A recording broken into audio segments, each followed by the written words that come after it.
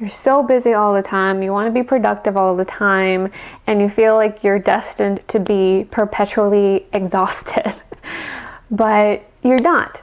There are things that you can do to help yourself feel more energized and feel emotionally and physically better. Welcome to Therapy Explained. My name is Deniss. I'm the therapist of color for people of color and your very own mental health cheerleader. I make videos about all things mental health because I believe that mental health information should be free and accessible to everyone. If you agree and would like to help spread the word, make sure to give this video a thumbs up, subscribe, and share it with anyone that you think might find this helpful. Every video also comes with its own cheat sheet that I make available to you on Instagram. So to get yours, make sure that you're following me there at Talk Therapy. Today's video is about burnout, feeling perpetually exhausted, and what to do to help yourself manage it. So let's just jump right into it. What is burnout though in the first place? How do we know that we're burnt out? The main features of burnout are overworking and overexhaustion. So the first one, overworking. Why do we overwork? Overworking can sometimes be a response to trauma.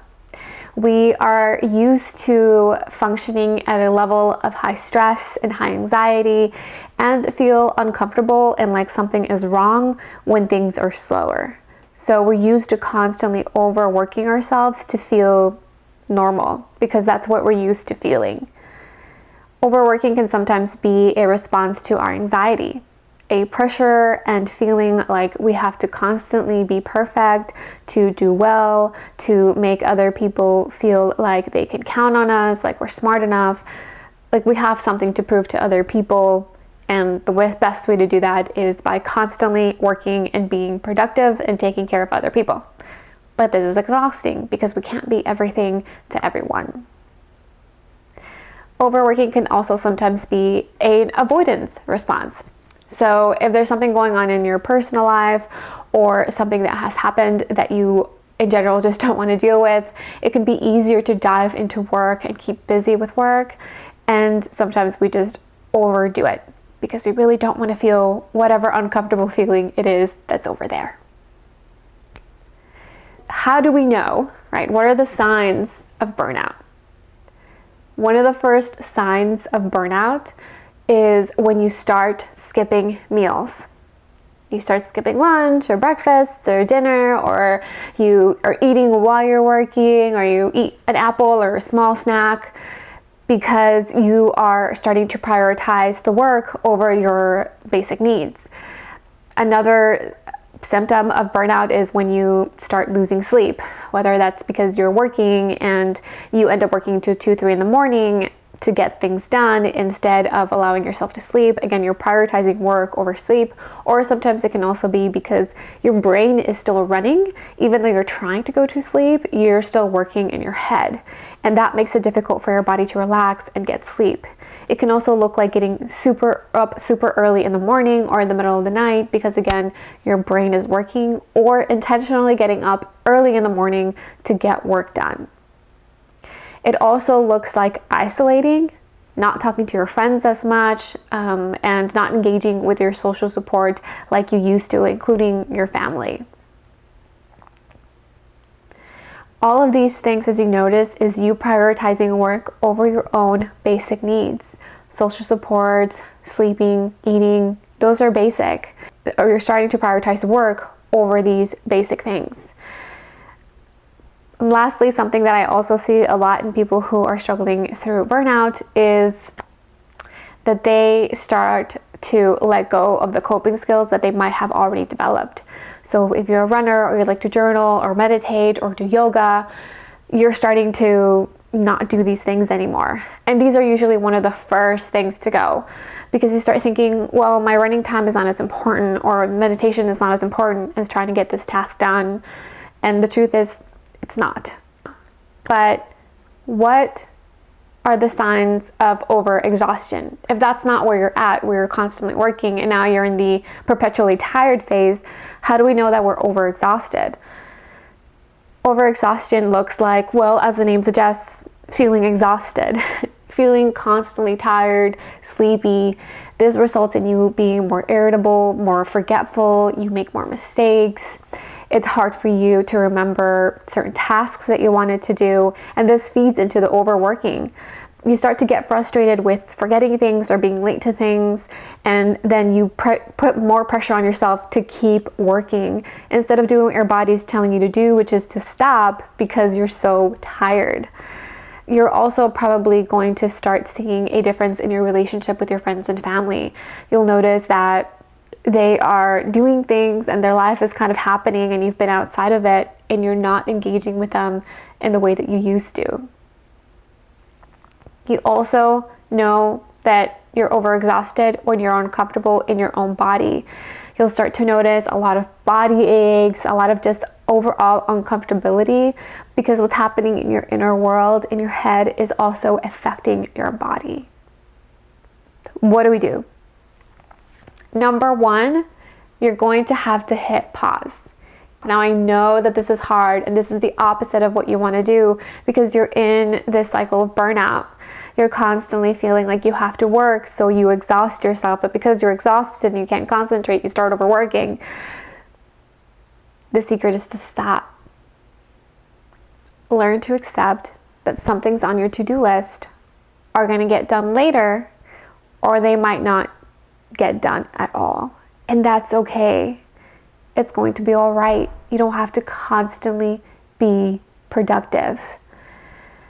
You're going to feel a little bit uncomfortable when you hit pause. So this is when readdressing or reconnecting with your coping skills is going to be key. You're going to have to start to self-soothe this emotion because you're going to feel a little bit anxious. You're going to feel like something's wrong because you're not constantly working. And this is when your coping skills come in. You can try meditation, walking, running, journaling, gardening, cycling, whatever it is. I have so many resources on my Instagram page if you need some help. And I also have a video up here if you want to check that out on how to develop coping skills. But this is the moment. This is when they come in to help you.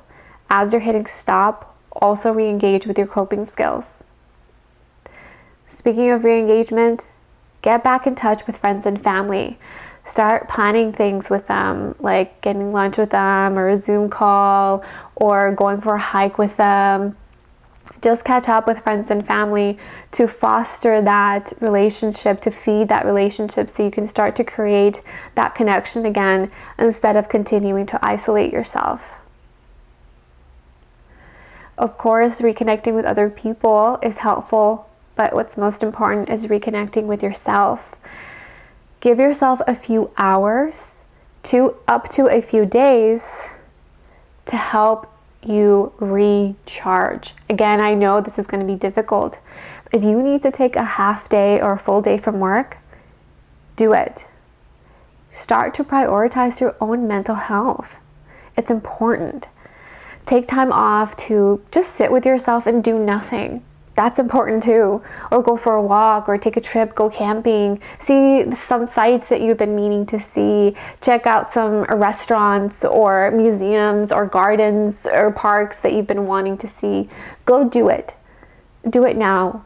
Stop working and take care of yourself. Remember, if you refuel, if you recharge, then you can really be available for the people that you love. And you can also be available to do the things that you love, or perhaps the things that you need to do, like work. But you can't be present if you're constantly tired. Once you've completed hitting pause, the next thing is a long-term change. So reassess your current lifestyle and find balance. Start to look at your schedule. What are some things that you can reduce time in terms of your work? Where are some spaces and slots where you can actually take breaks? Legally, in most full-time jobs, you're allowed 2 10-minute breaks on top of your 30-minute to 1-hour lunchtime. Take those 10 minutes. Every 2 hours, get up from your desk, or if you're back in the office, get up from your desk anyway. Get a drink of water, stretch your body, go outside, Breathe in fresh air. You don't even have to do a whole thing, but start to take care of yourself. Look at that schedule. Where can I actually do these things? And also be intentional about your lunch break. Sit down and just eat. Not a working lunch. Don't eat and work. Completely stop and eat. Feed yourself. Also reassess and find some coping skills. Commit to coping skills that you can continue to do on a daily basis. It doesn't mean you have to do the same thing every day, but you should be engaging in something every day to take care of yourself, and these should be treated as sacred times. You don't do anything else and you don't schedule anything else. Not work, not friends. This is your time and your time only. It's important for you to find a balance so that you don't get back into this cycle of burnout, so that you're not constantly going from overexhausted to overworking. You might even have some moments where you have all this energy, but then you're exhausted again. And that energy time is your anxiety. It's your anxiety just kind of going into overdrive to try to make up for the time in which you were overexhausted. So what we want to do is give you a balance so that you're more efficient in the work that you do because you are refueling and recharging and taking care of yourself. I know that not all of this is feasible depending on your lifestyle or your job or your career, but from what you've heard, I want you to take as much of it as you can, and I encourage you to just, again, find those things. What are some things that I can let go of? What are some things that I could perhaps delegate to other people or ask help from, both at work and at home? Try to find this balance. It's important as much as you can at a pace that feels normal and good to you. So let's review before we go. Number one, the cycle of burnout feels like overworking and overexhaustion. You tend to overwork sometimes as a response to trauma, as a symptom of anxiety, or as an avoidant response.